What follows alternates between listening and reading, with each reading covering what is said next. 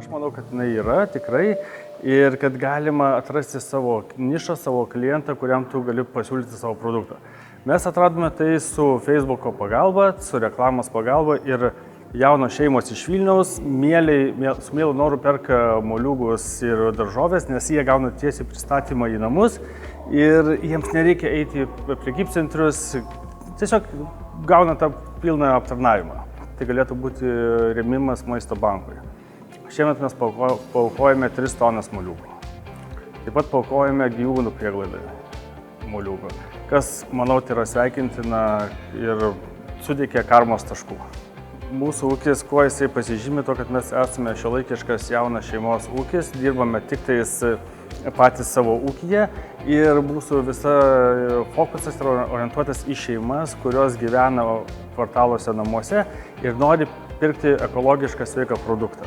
Mūsų ūkis yra šiuolaikiškas ūkis, mes integruojamės į socialinę erdvę, tenais kūrėme reklamas, kūrėme reelsus, history ir taip žmonės pamato mus, kad moliūgas tai yra ta daržovė, kuri neatsiranda iš kažkur, o ne išaugo iš žemės ir patenka ant jūsų stalų.